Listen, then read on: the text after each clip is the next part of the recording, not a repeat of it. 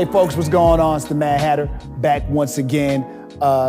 This is an interesting series right here for me because as I've been going on my journey, Jay has been a major part of the journey that I've gone on since, leaving radio even.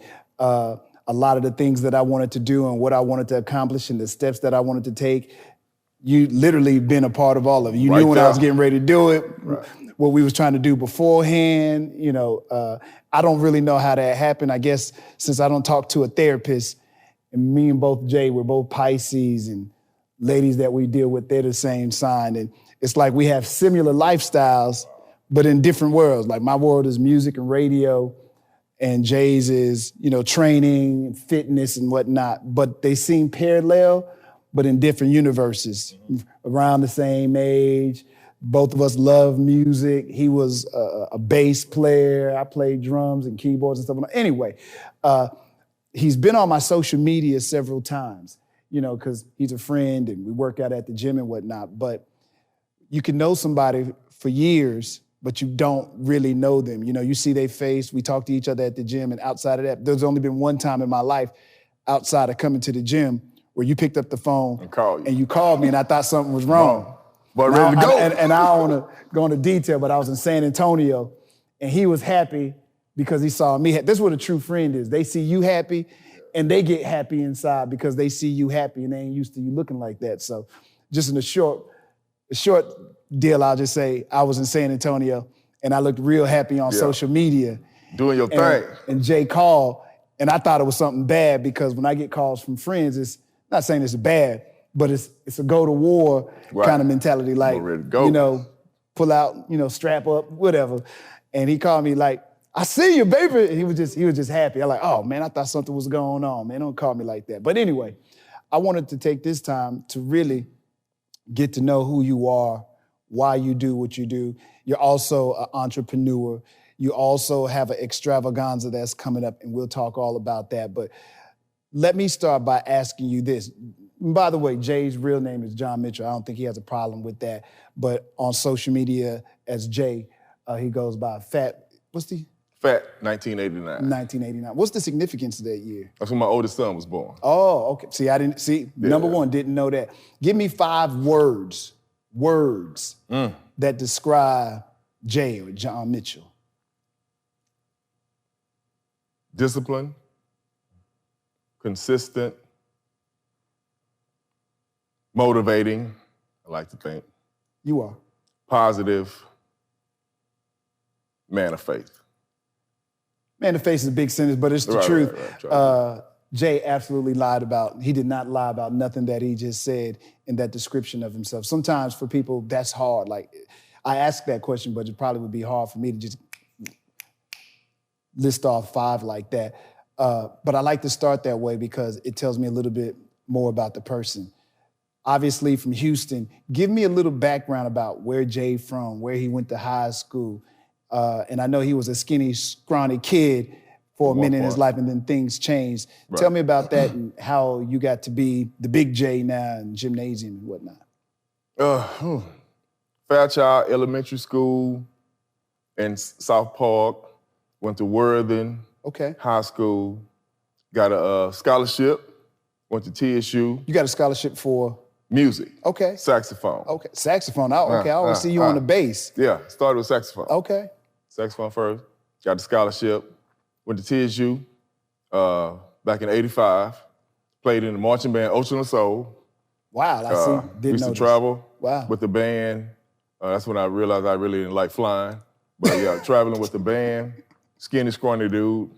Like I told you before, marching out on the field, somebody called me fine one day. Started working out. Now, this is before you got big, or you were just working a little bit? No, just exercising for the band. When you marching band, you got to run. Right. So you're getting cut up and whatever. Just getting cut up, that's it. 18 years old. Somebody called me fine on the schoolyard one day. Still don't know who she is. Started working out. Looked for her for a while, but I never found her. Wow. Kept working out. Started motivating other people in the band on the field. And that's eventually where I got started. Wanted to get a certification They talked me into it. Just motivating people, pumping them up. We can do it together. All that type stuff. And really never looked back. After I got my first certification, I wanted my own gym. But that didn't happen immediately. No, because I went through the whole thing through college. You know, all the years being in the band. Music was the thing. I didn't know what I was gonna do, but I just loved music. But musicians coming out of college don't really make money. Music teacher, something like that. So I didn't really know. But eventually, fitness pulled me, you know, coming out. But I was music all the way. Music, theory. And you finished, Jay? Yeah. I didn't know any of that. I thought you quit school. I didn't know that. So you had a music major? Music major, business minor. So you get out of school, obviously you don't have the gym at this point. Right. So what are you doing out of college? I went to my job out of college was 1995, MD Anderson, taking blood, phlebotomist, driving the coach. So you ain't even doing music even. I ain't even doing music. Wow. No, got a CDL, because I can drive 18-wheelers. Got a CDL, driving a big mobile coach. So there I started training while I was working for MD Anderson. I was training, but no gym. Outside at the park, leaving flyers everywhere. I knew what I wanted to do then because I got some attention. I helped some people get in shape outside, changed some people's lives. I had one lady that really motivated me. She lost 100 pounds. She wouldn't come in the gym.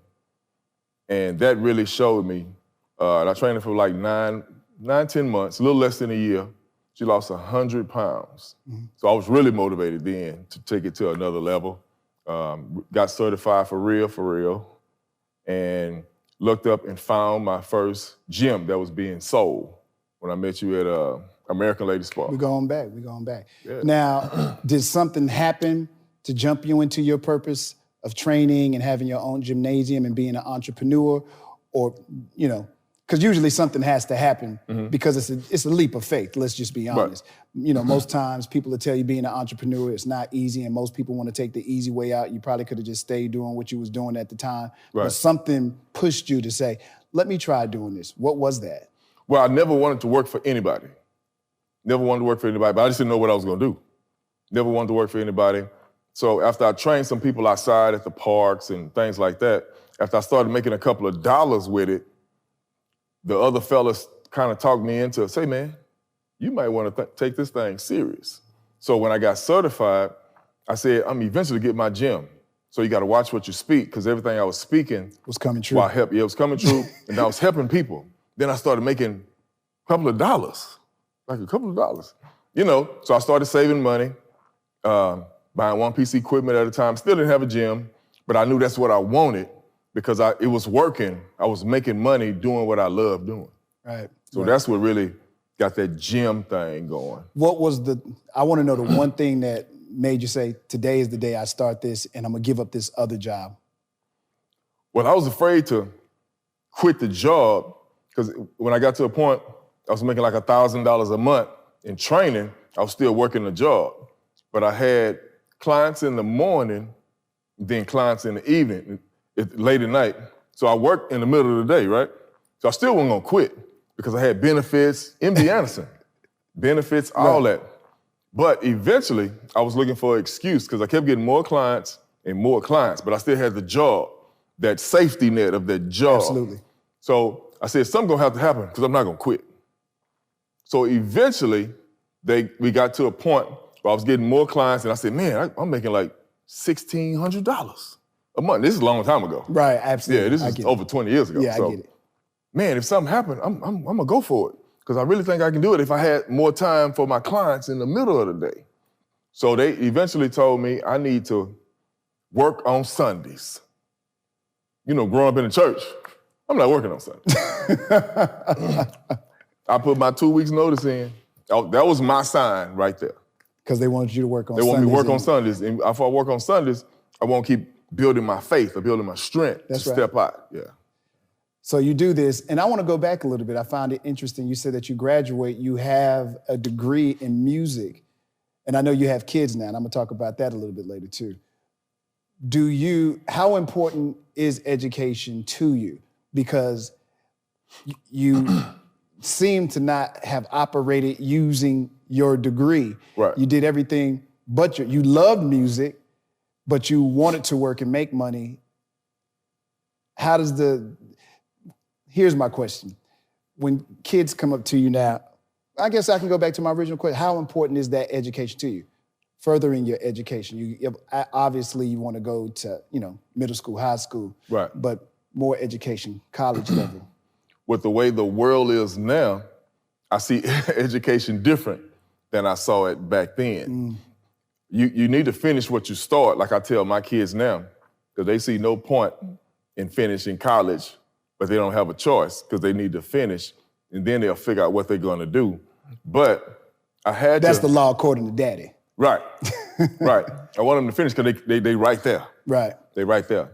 But today, the way you can make money and make a living, you need to get educated on what's going on with the world, what's profitable, things of that nature. A lot of things that we didn't have, they have now access to. I see you tap dancing around it. You want to say it's cool if you're seeking out a degree, you want to be a doctor or lawyer or something like that, you may need to further your education. Because their mother is like that in the medical Like there's field. no class on being an entrepreneur. Right. There's no, and I think we need more classes like that. There was a time when, they would teach you how to be a plumber and some of these other type of jobs. It seems like they don't teach that kind of stuff even in high school anymore. It's rare. And those things to me, those cats that do those kind of jobs that seem like they're not important, they're super important. And those people make a lot of money. A lot of money. They make six figures, a lot of But them you make still 6 need figures a it. year. Yeah, Plumbing, absolutely. electrician, all Now, that I don't know kind of why stuff. they don't teach that stuff, but sometimes I think there's a purpose in it, but we won't get into all those kind of things. How, being a parent, how does all this, do they see what you do and do they understand that dad's an entrepreneur and, he doesn't answer to anybody? How do your kids receive what you're doing? And do you think that they'll follow in your footsteps? I would hope they would. My middle son is leaning toward fitness now because he's the main one that works out a lot. He's going to be really good. But I don't want to force him or push him. I just want to put it out there and display it. And I show him and I talk to him about everything I do. I show him the ups and downs, give them a choice to make a decision. They see the importance in it. And they also watch the news and they look at social media, they look at everything, just like I did. So I want them to make some decisions. As long as they're moving forward, I don't push it on them. Right. But I want them to find their own niche, tap into their gift, and I'm gonna have their backs, stay behind them. But I really want them to make up their mind because I had to make up my mind. About what they want to do. Right. How big of a part, and I know you personally, but for the person that doesn't, how big of an impact or how important is faith as it relates to Jay and everything that he does? And family as well. Faith, I think, faith is the most pivotal point of you being successful because a lot of people, if you look at the world, it's full of fear, the world is hurting on a lot of different things. And you and I talk a lot. Even if we might feel a certain way about certain things, I'm not sure, I want to try this, I want to see, but we keep moving forward. Yes, sir. We move forward by faith because we know no matter how we feel or what we see or where we are at that time, as long as we keep moving forward, we keep gravitating to something. Something keeps coming to us, another opportunity, or another door will open or something. And that's just how I've been living. So I grew up in the church. My pastor taught on faith like a year and a half. That really motivated me. How do you teach on the same subject for a year and a half? When he did that, and it was never boring. So he just showed me a lot of strategies on how to make stuff happen, how to get it done using scripture. So that there, not to be too spiritual, but it just helped me to, no matter what, I'm gonna make up my mind, make a decision, and finish what I say I'm gonna do. And some people say, well, the universe would just work toward what you want. And it really does. You'll be believing that. Yeah. I noticed also, as spiritual as you are, I've never seen you force your beliefs on anybody, but it seems to play a major role in a lot of stuff that you do. Like even in your gym life, it seems that you do something that I don't see other gyms they're not able to do. And you make your gym folks a part of your family. Like there'll be people, they'll work out with you probably strong for 3 years. They might vanish for 2 years. And I'll come to the gym one day, I'm like, oh, Jan back or Robert back, huh? Yeah, he came back last week and they'll be back for another. And you seem to, these people, they really seem to love what you do. And you have outings with them. You pray with them. You know, y'all have Bible study. Why is that so important for you? I think the most important part of being an entrepreneur or a gym owner is to connect with your people. I tell people all the time, if you build people, you build your business. So I focus on building people, and it always comes back and it adds to my business. So we do things together. I might see somebody hurting, see somebody going through something. I'm not gonna force me on them or what I think. Jesus met people where they were. He met them where they were, and then he lifted them up. So if that's not the best strategy in the world, I don't really know what is. And I also commend you on this too, Jay. There's another thing about you. You are so giving of information. Most people will not tell people what they do because they're afraid that they'll start doing what I do. Right. And I can't have you do that. Right. You've always been, be a trainer, go get your own gymnasium or your sports center like you. Why is that? Why are you so comfortable in that? Because most people fear giving people that knowledge because they think that that person now becomes my competition. Right. I don't think it is a competition. Even to go back to your question, even when I competed. God gives to you, he gives to you. Right. Whatever he gives to me, nobody can do it just like me. If it was another gym next door or a gym over here, I really wouldn't care because I'm going to find something that they're not doing. I'm gonna find a strategy. I'm gonna go after the people and not after a membership. Right. So I'm a strategist. So I think that gives me a niche, a step above, because one of the main things is I don't belong to people. I don't really follow people. God is not a respecter of person. God cares about principles. So if I just try to love you up to another level, you're gonna remember that. And I see that too in a lot of the stuff that you do. Like I notice even if somebody goes off and they get their own gymnasium, they'll come over here and they still have you training them. And I always thought, man, that's pretty interesting that these people I'm gonna put their picture on the wall too. They still rely on you for your guidance. Right. You know what I'm saying? It's not just, okay, I got my own thing, I'm out of here. Now they still come back and they sow their seeds, so to speak, still with you. And before we met today, a good friend of mine, his name is Carlos, the guy I buy my equipment from. I've been buying equipment from him for 25 years, since the first gym. And he came and told me some stuff about what's going on at his gym that I helped him start. And to this day, we still real close. And he was telling me how people leave him and come back. And I said, you gotta keep helping because you gotta look at the bigger picture. It's not about the person, it's about the perspective of what you're doing. And if you do it, because you really follow God. Mm-hmm. You really should. We get caught up following people, and that's the distraction. I don't follow people. Also, you're what I call a serial entrepreneur. And what I mean by that is you're never comfortable just doing your one thing. Like you can sit here, like you could just be a trainer. Right. Or you could just have your sports center or your gym. But you do so many different things. Right. You invest in other people. You have a moving company. Right. You have a clothing line. Shoes, the whole thing. How do you keep track and where does all that come from and why are you not satisfied or you just intrigued by the idea of doing things or you like, I'm gonna keep moving forward because I think these other things keep me moving forward? Well, I think my mother started that because she instilled in us, even though my father died when I was 2, she always loved us and covered us and told us we could be whatever we want, do whatever we want to do. We just gotta be consistent at it. So back in the day, I used to spray paint shoes, cut off shirts, and then I could sell stuff. And I said, man, if you can buy this, I wonder if you'll buy this. Mm-hmm. If I could do this, I wonder if I could do this. So even with the clothes, because I like clothes, I like shoes, and it's sold. If one thing works, if I set a small goal and it worked, watch out. Because I'm gonna keep setting goals and just to see if it's gonna work. Give me all the different businesses that you have, Jay. That's the hard question. the moving company, Fat Boy Movers. We got a couple of jobs this month. Fat Boy Movers for like 3 years strong now. The Mitchell Collection. We doing clothes. Men's clothes. Men's clothes, women's clothes, dresses. Is it clothes just for, okay, you said dresses, because I was gonna say, is it just for the gym? No, not just for the gym. More dressy. You know, I got snakeskin shoes, all kind of stuff. Men's suits, joggers, dresses, pants, tights, jumpers, you name it.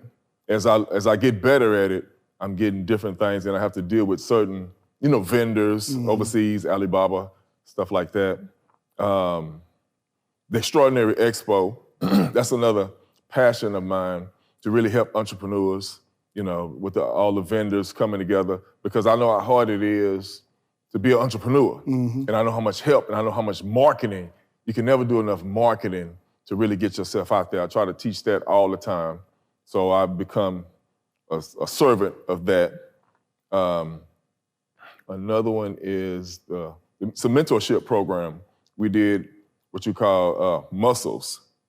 That's men utilizing spiritual leadership empowerment strategies. Where we had the little thing here at the gym, reaching young boys with single moms. So I thought that was a foundation. It's not a foundation. That's okay. Okay. That's gonna be something good. We got another one in February. Just trying to reach young boys, because I went to something like that when I was younger. So my mother kept me in positive male surroundings, and they chastised me and exposed me to different things. So that's what really helped me out a lot too. All right, now we're gonna cut the corners real quick. Fun segment. Songs that describe, give me 5 songs that describes Jay. Woo! Cameo. Alligator Woman. Alligator Woman. There's somebody like, Alligator Woman. Alligator Woman. Yeah, they don't know nothing about that. They don't care. Why Alligator Woman? I just got to say. That's one of the first songs I learned how to play on the bass. Okay, all right, okay. I had to ask. Okay. Yeah. It's a pretty hard song. Dun, dun, dun, dun. Okay. Yeah, it's kind of fast. Word Up, those 2 songs from Cameo. And then... these are songs that you learned to play, obviously. Yeah. Okay. I had to learn how to play it. But then R. Kelly, I don't see nothing wrong. Well, that might be inappropriate for this day and age. Everybody's just the music. R. Kelly out, man. Nobody. Oh yeah. That's interesting though, man. It's amazing that he's been canceled out of culture, so to speak. But I just saw, the case went through, and R. Kelly's guilty. I'm gonna let you finish with the other 2. But they said that his music streaming went up 500%. So somebody's still listening to his music. So they took his music away from him? Well, I don't know about it from a publishing writer's ownership position, probably because he don't have no money. He got to pay for all those lawyers. He probably sold it. But from the perspective of just his music, the music is still out there.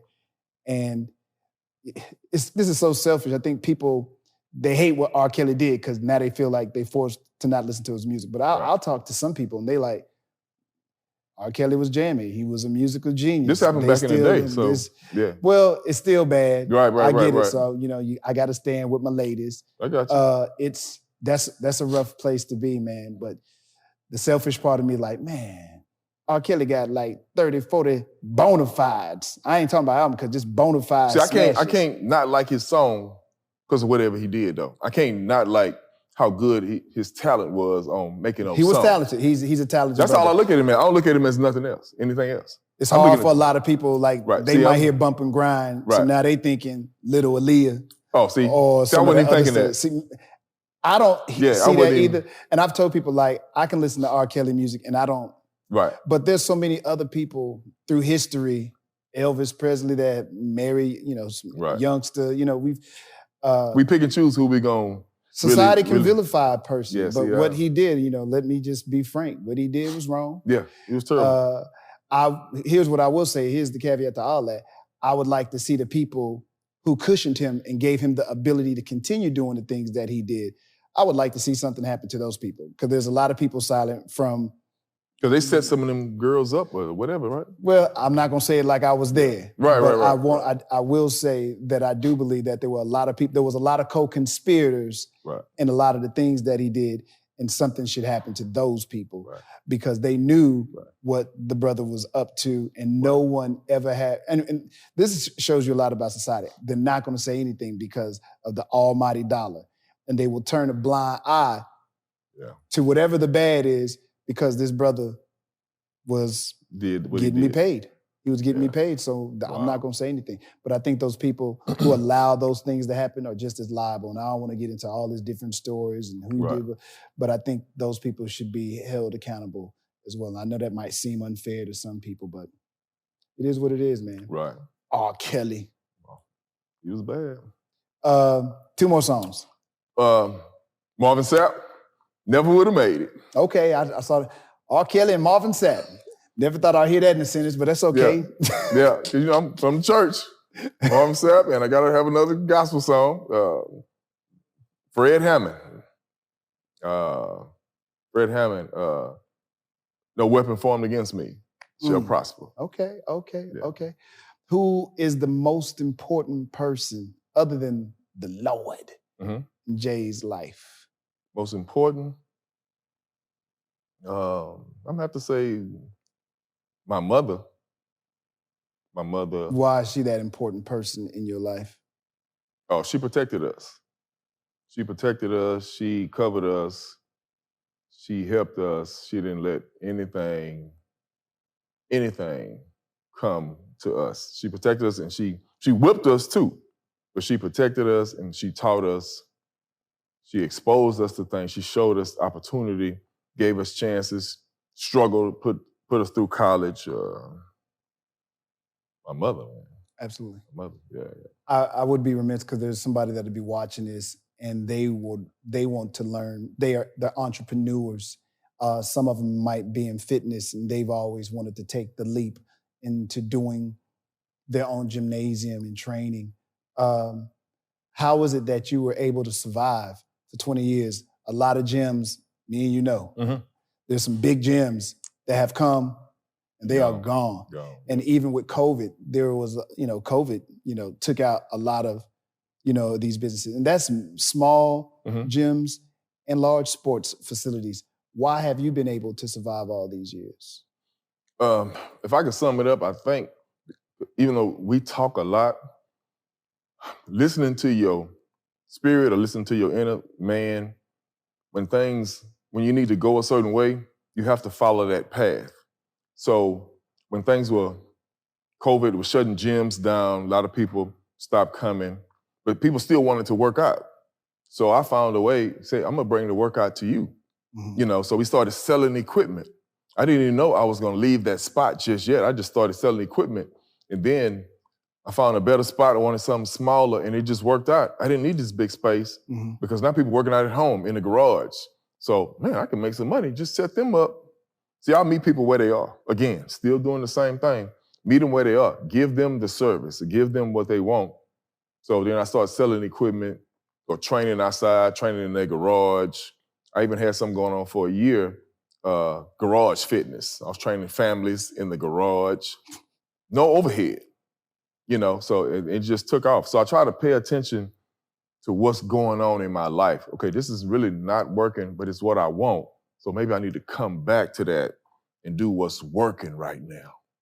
So when folks come up to you and say, Jay, give me direction, give me 3 steps that I should take if I wanted to be that type of entrepreneur.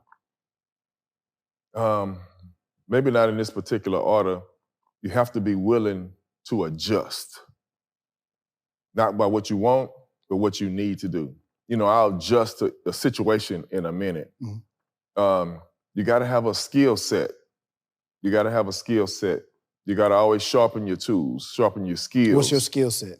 My skill set is I'm a service provider. Okay. I'm a service provider. If you you need something, I'm gonna try to get it to you. As far as working out, you want to get in shape, eating right, food, that's all in lines of the fitness. But that's how the Fat Boy movers got started. Get a lot of people at the gym moving all the time. And then I have guys at the gym too, need to make some money. So we put it together and got some insurance and all that kind of stuff and got a truck.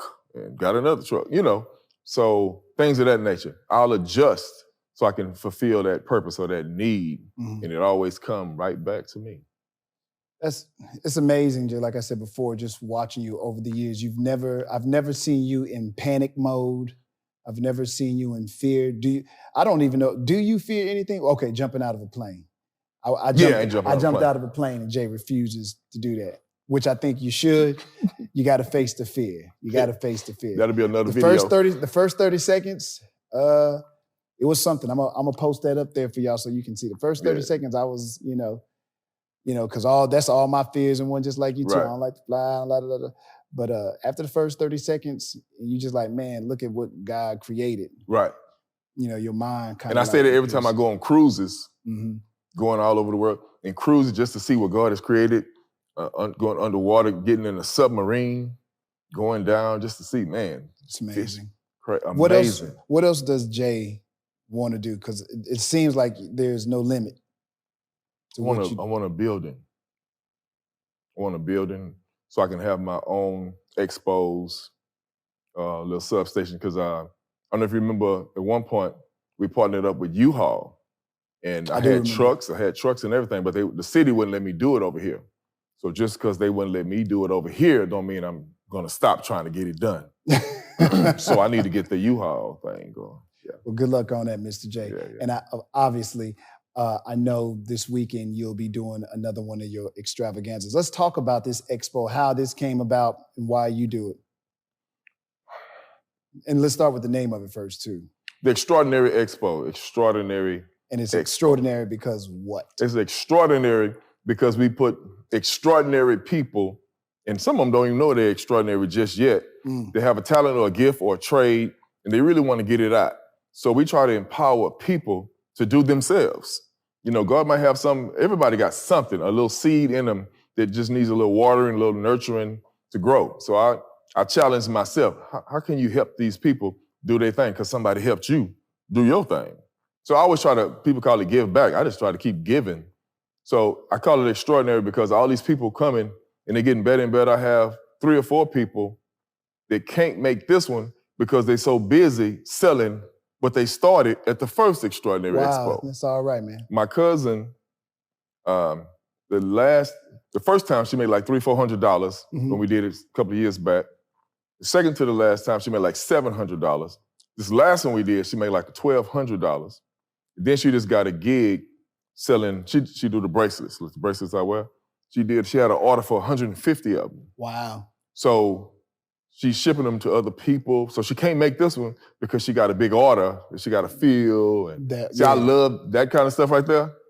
That motivates me to do something else. And a couple other people, same type testimony. So if I can just do my little 2% to add to somebody, why not? And who can be a part of this? Is it just small businesses? Is it what? Well, we have all types, not just small. We got people that's been in the business for a while.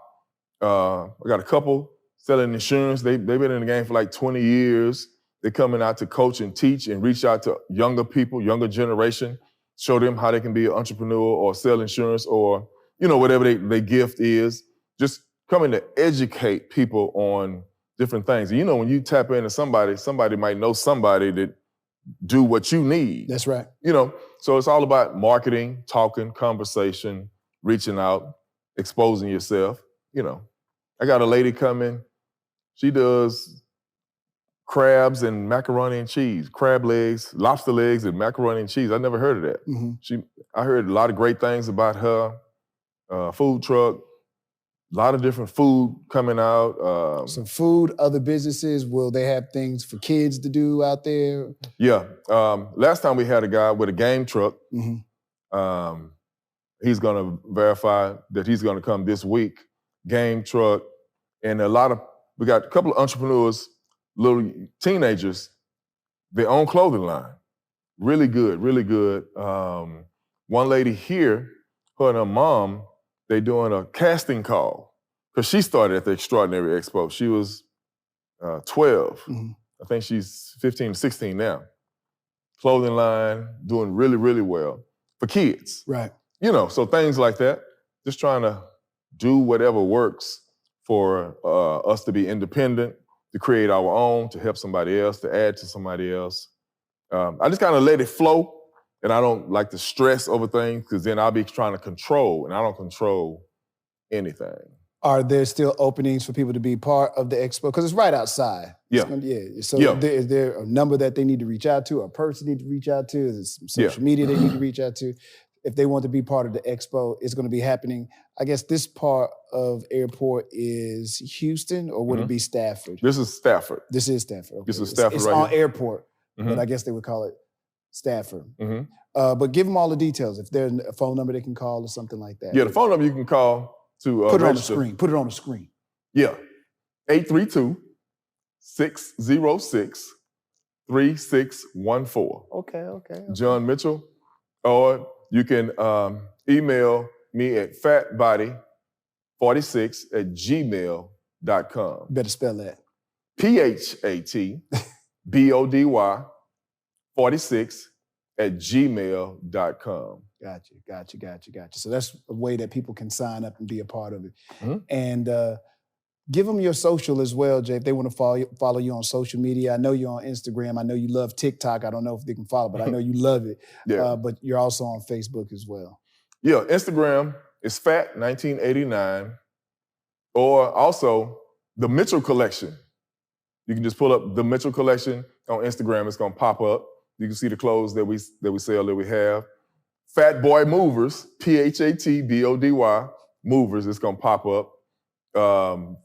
Facebook, John Mitchell, or Phat Body Gym. It'll pop up again.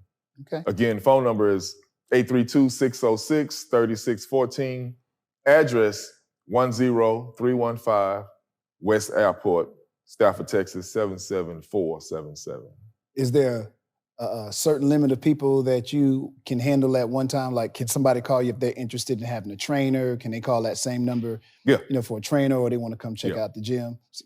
Just one more time, just put the number out there one more time. Put it on the screen. You can call that number again, 832-606-3614. If you need tips on food, just want to get in shape, you're not trying to be a bodybuilder, you just want to get better, you want to get better habits, you want to get consistent. A lot of us just need structure. A lot of us just need accountability. Yes. Whatever it is, because everybody got their own goal. And again, you have to meet them where they are. So we're not trying to force you. We're just trying to show you where you can go if you just humble yourself and just make that call. All right. Jay Mitchell, AKA Jay, Phat Body Sports Training. Mm-hmm. I just want to take the time to thank you. Like I said, I know we're friends and we've known each other for at least 20 years. I accidentally walked into Jay's gym years ago looking for the folks from Rec Shop Records back in the day. D-Rec. They used to train, the whole family used to train at Jay's gym. And me and Jay Mack I call it a freak incident or accident, if you will.